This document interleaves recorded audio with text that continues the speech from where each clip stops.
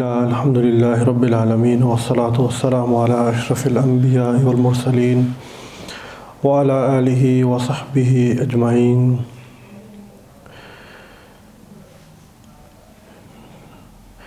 Inna Allaha wa malaikatahu yusalluna ala nabi, ya ayyuhalladhina amanu sallu alayhi wa sallimu tasliman kathira. Allahumma ya Rabbi bijahi Sayyidina Muhammad ibn Abdullah sallallahu alayhi wa sallam, ijma' bayni wa bayna Sayyidina Muhammad ibn Abdullah sallallahu alayhi wa sallam fi dunya qabla al-akhirah. Assalamu alaikum wa assalamu alayna wa ala ibadillahi salihin. Alhamdulillah, we've already gone through some of the etiquettes that are relevant to the seeker. And like we always mention and discuss, that for you to be here, that is your success. That is where you are actually forwardly progressing on the path to Allahsubhanahu wa ta'ala, where a person makes a proactive effort and mujahidah. And that is where ease will be made for the person to travel the path to Allah subhanahu wa ta'ala. And you do see this happening very regularly.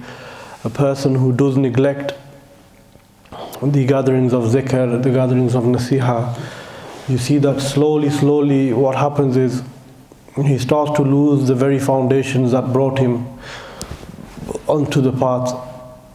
And then he starts to become enslaved to his nafs and to shaitan.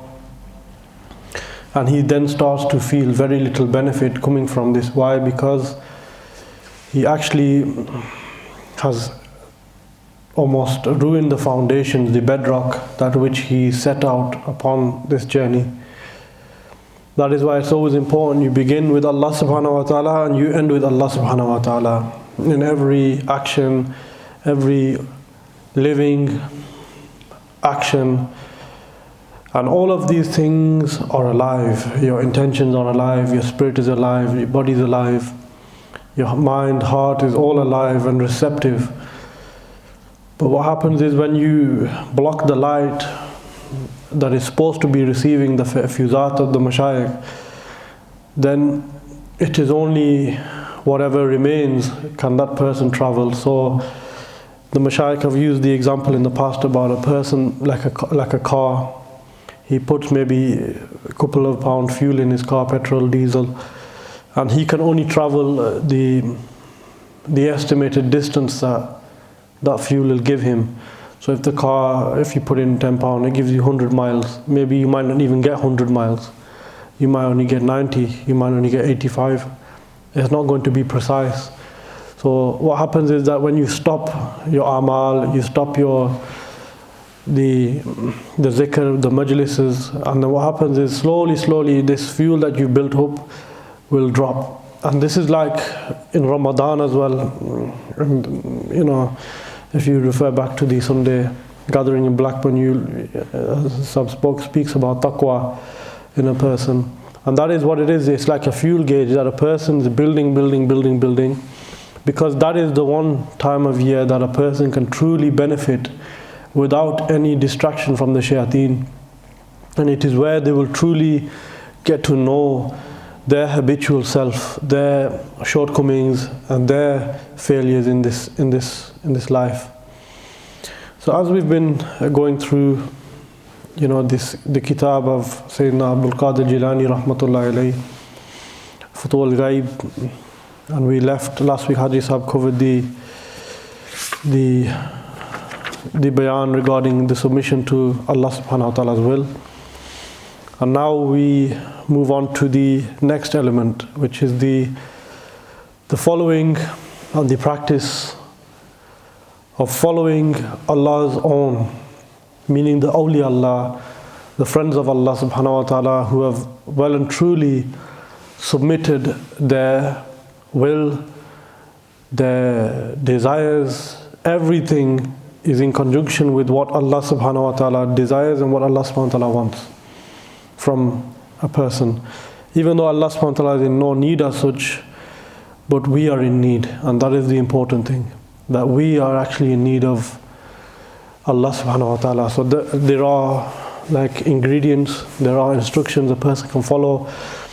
And you see that even though sometimes it may seem repetitive, I've heard, many ways how a person can get to Allah subhanahu wa ta'ala.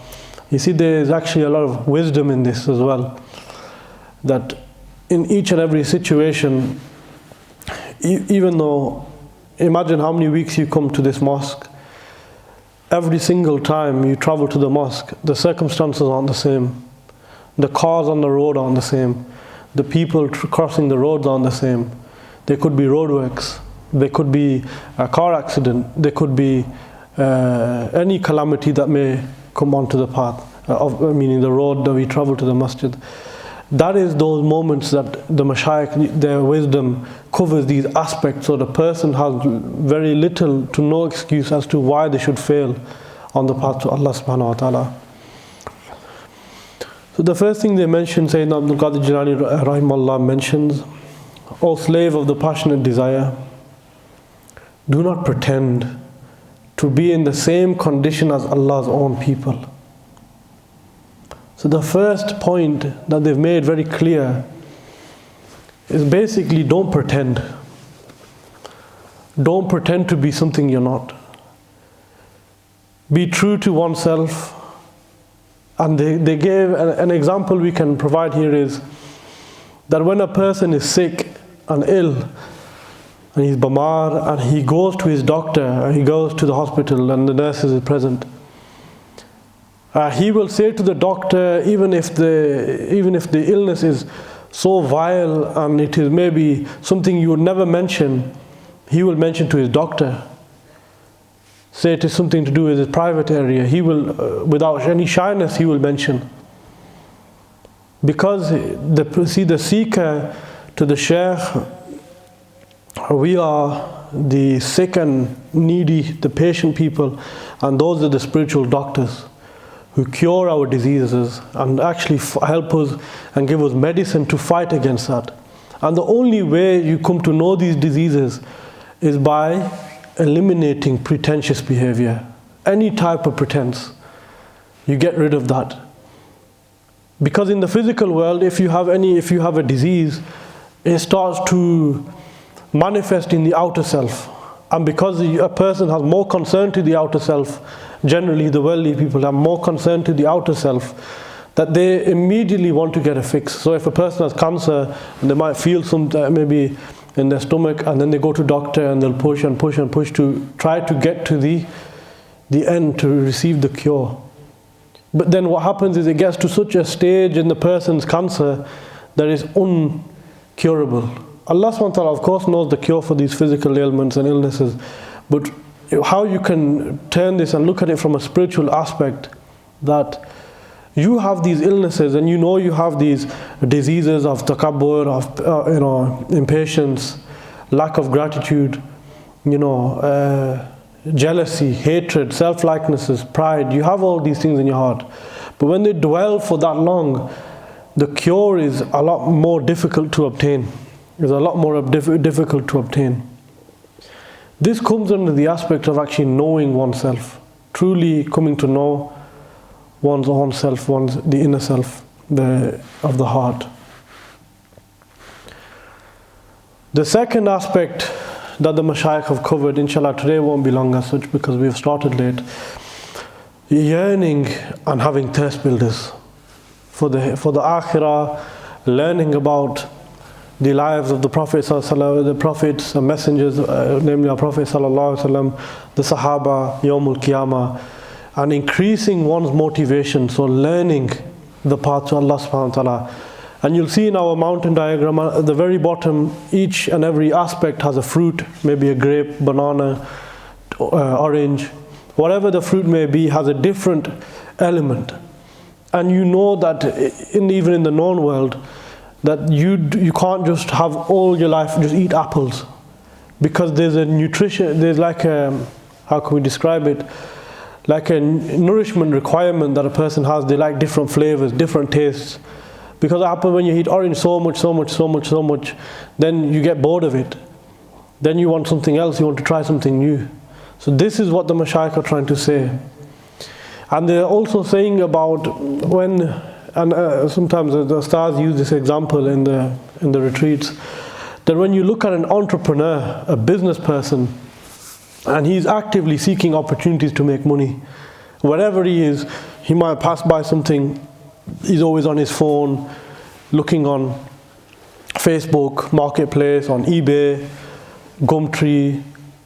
If you're looking for cars on Auto Trader, you're looking for opportunity that maybe you can sell that car and make some type of profit on it, or sell that item and make some type of profit on it. But what happens is that we cannot, that same behavior we do not have in the path to Allah subhanahu wa ta'ala. We're not entrepreneurs in the path to Allah subhanahu wa ta'ala. We are simply sheep, and whenever we feel like it, then we do it. But if that was the case in the real world, how would a person survive if they never had enough money, if they never had enough livelihood? A person would struggle. So that is why it is so important that you maintain and build this thirst inside you, so it gives you the desire and it gives you that more yaqeen and certainty that you're upon the haqq and you're upon the truth, and it gives you that drive and passion to be more engulfed in the path to Allah subhanahu wa ta'ala, to be more firm on the path to Allah subhanahu wa ta'ala. And that is why it is so important that you build these thirst, you build up one's thirst. The third element, and this speaks about the friends of Allah subhanahu wa ta'ala, and it says the friends of Allah are at peace with themselves and with Allah subhanahu wa ta'ala. And even in calamity, they are seeking Allah azza wa jal. And you look at the verse in the Quran, Bismillah ar-Rahman ar-Rahim, Ala inna awliya Allah khawfun alayhim wa lahum la yahzanun. That verily the friends of Allah, they do not fear or do they grieve. Why? It's because they are at peace with themselves. They are at peace with what Allah, they are content with what Allah has given them. And what? It's like what they say the true contentment is when you are happy with Allah and Allah is happy with you. That is one of the defining elements of contentment the Mashaykh have previously mentioned.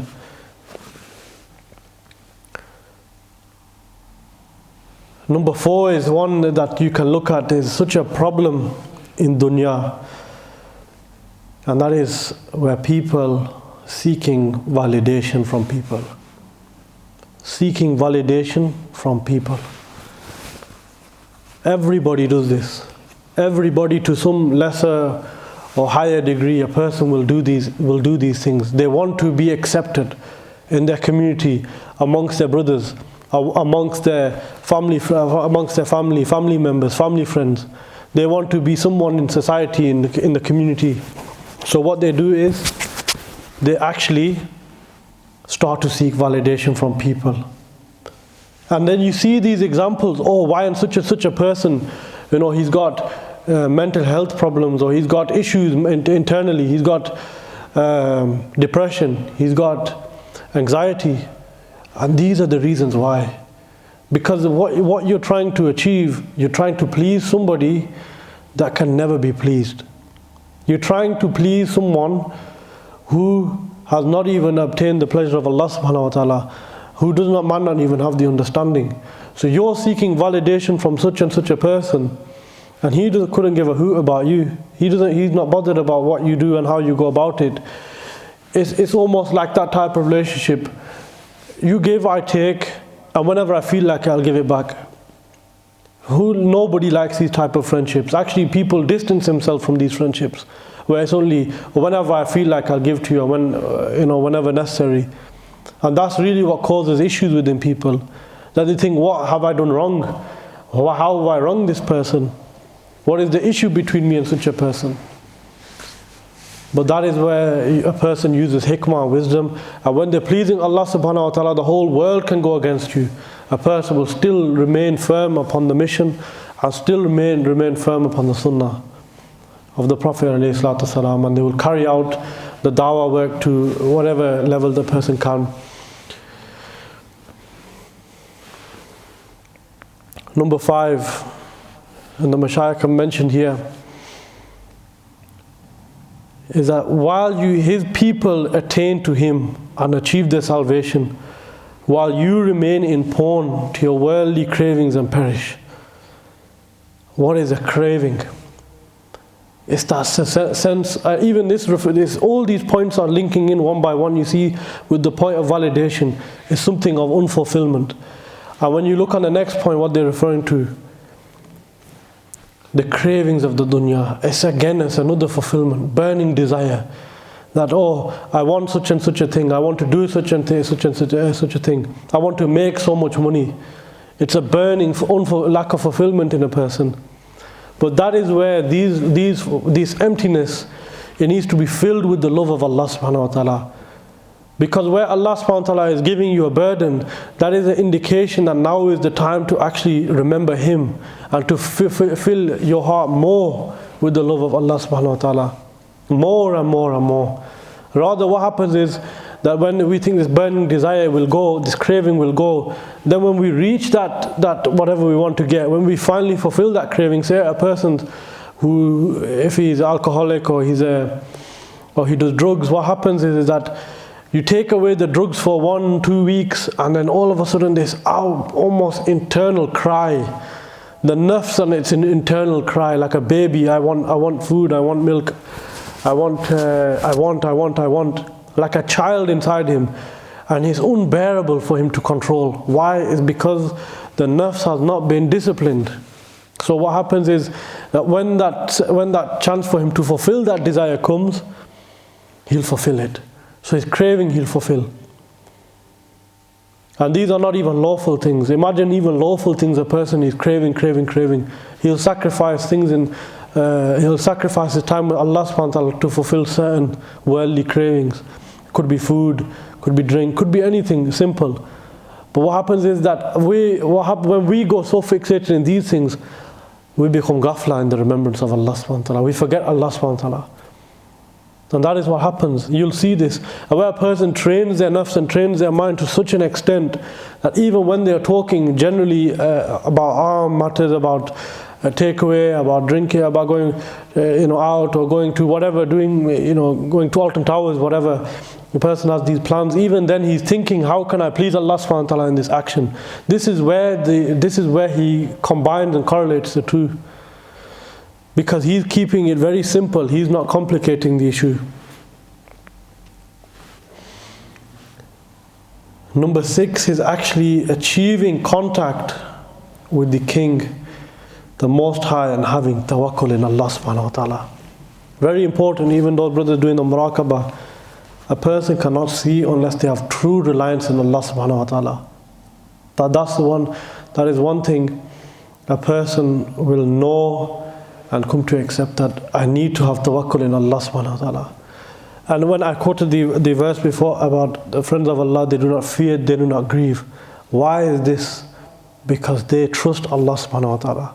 That all their day and their night will be covered by Allah subhanahu wa ta'ala. And the mashayikh have given an example for this as well. They said the bird, when the eggs hatch in the nest, and the birds will cry in the morning and be fed in the evening, and they cannot even fly. You see, the bird does not have sat-nav. Sometimes it will go to unknown places to seek out food for its offspring, for the babies, and maybe will never return. But it has a desire to feed the thingy, and that's what Allah subhanahu wa ta'ala wants us to be close to Him.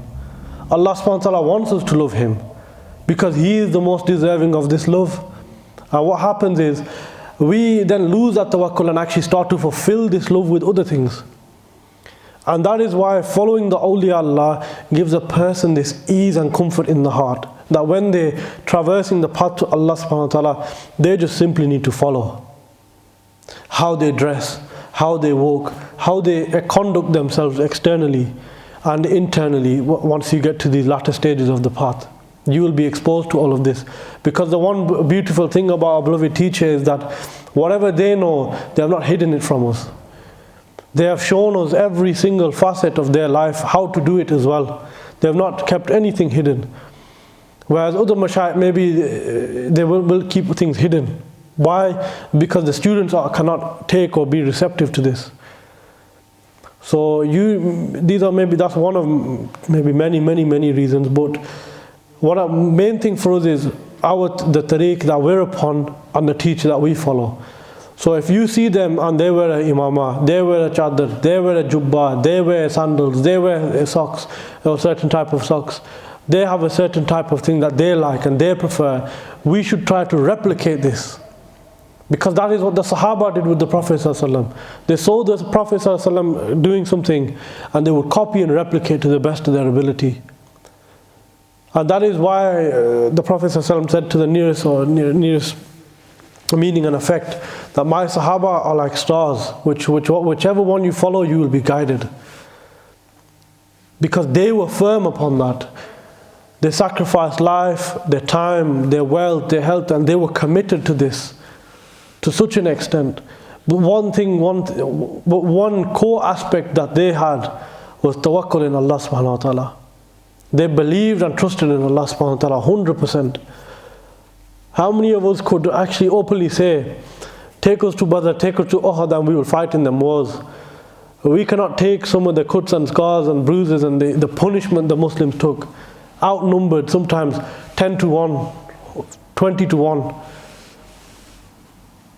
In these battles where those Sahabas fought against the Munafiqeen and the Quraysh and the evil tribes that were against the Prophet ﷺ, they would fight wholeheartedly with the trust in Allah subhanahu wa ta'ala that when we die, Allah subhanahu wa ta'ala preserves for us a very special place in the paradise.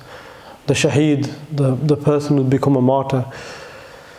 Whereas, and even one of the enemies once said in Karbala, I can't remember the name, and he said that one of the commanders in the army of Yazid said, I want you to kill Imam Hussein.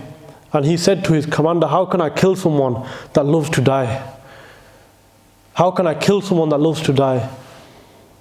Because this was their iman and this was their yaqeen in Allah subhanahu wa ta'ala. They had no doubt that what awaited them was such greatness and such prosperity in the akhirah. Even a person cannot comprehend and cannot even bear to think what is waiting for a person who does the sacrifice in this life. Day by day, passing, regularly, week upon week, we remind the person, yes, you will die, death is coming. It's all about how firm and how much you take this message to heart.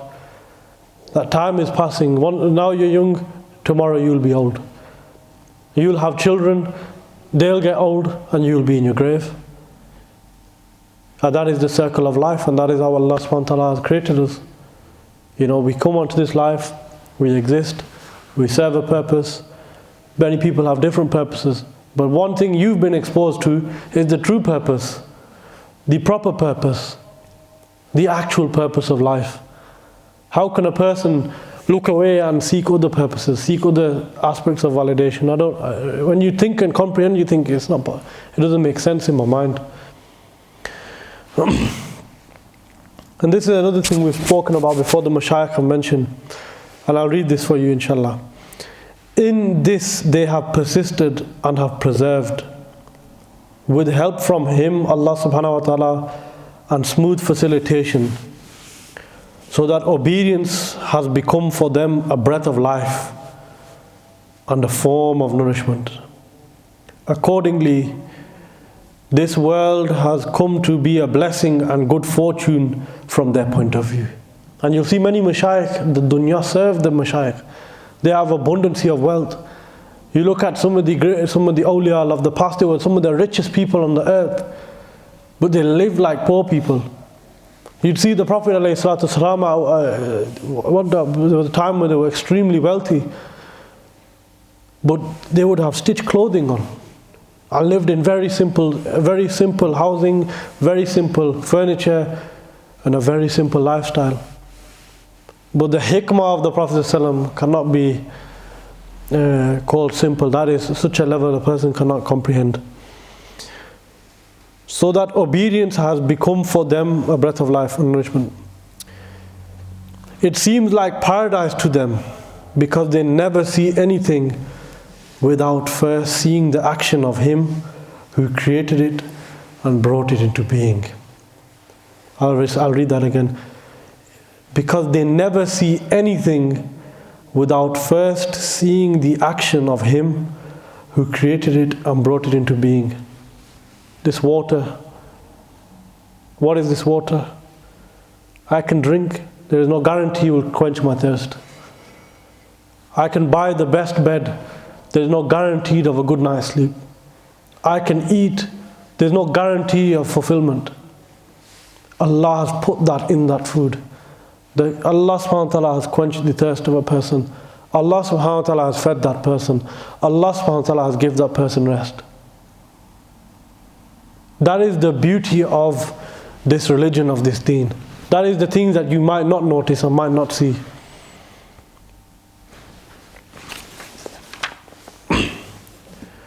They are there to ensure the steadiness of the earth. This is the Mashayikh, Sayyidina Abdul Qadir Jilani rahimahullah is referring to the Mashayikh of this dunya, the Mashayikh of this world. They are there to ensure the steadiness of the earth and sky and the ongoing process of death and life renewal. Since their owner, meaning Allah subhanahu wa ta'ala, has used them as pegs to support the earth He has spread out. Sometimes you hear the Mashayikh referred to the pole of the north, the pole of the south.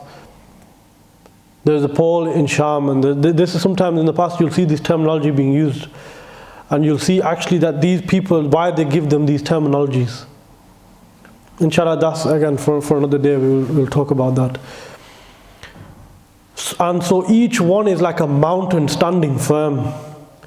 Step out of their path, therefore, and do not jostle with those whom neither parents nor children could ransom from their purpose. These are the best of those my Lord has created and scattered and dispersed upon the earth.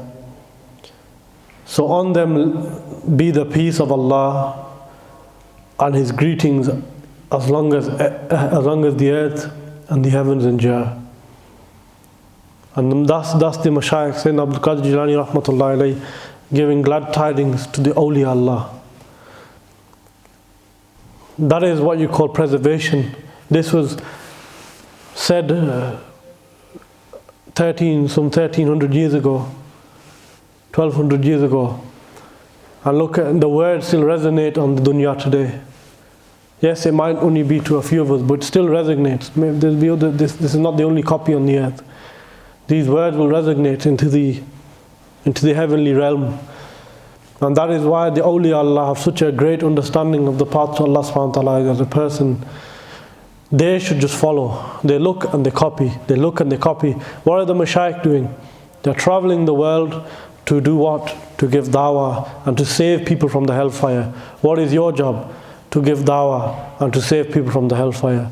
And pleasing Allah subhanahu wa ta'ala at the same time, and also safeguarding oneself from whatever you have, from whatever you're doing. So inshallah, we will end on that note, and inshallah we'll move on to the zikr.